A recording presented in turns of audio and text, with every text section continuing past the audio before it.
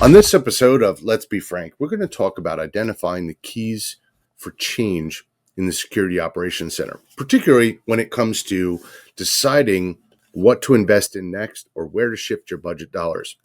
The trick with this is being able to measure the operations effectively, not at an individual alarm level, but at a broad level over time.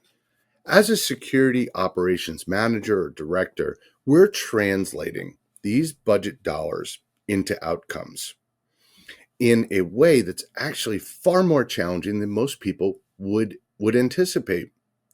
We're spending money on tools, we're spending money on people in order to reduce risk for the organization and identify where threats are. Where are they? How many of them are coming in? How well are we spending our budget dollars? That's not easy to translate. You purchase a tool, how much more secure are we because we have this tool? See, the first dollars that you spend to secure an organization, it might be based on something like purchasing antivirus. Well, that's not a terribly expensive tool, and it increases your security quite a bit. Well, the next level of purchase will increase your security, maybe not quite as much, but considerably.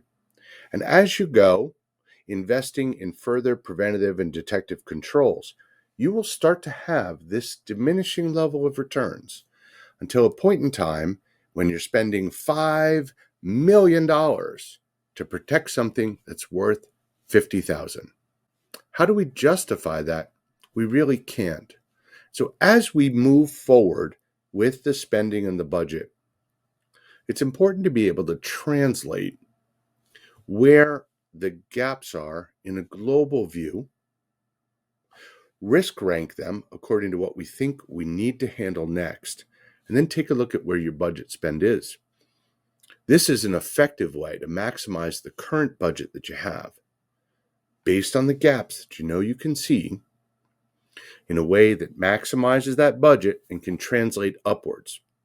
And as we're doing that, it's important to align with what the CEO's goals for the organization are, what the CIO is trying to achieve.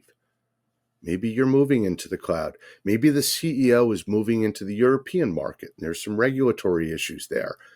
And as we align up with those discussions, we can both help the business achieve what it needs in its goals and help them translate how they can move forward their business agenda. Now, the CFO can begin to realize that we understand this issue of diminishing returns and how to translate that into a budget item, and that we're maximizing our budget.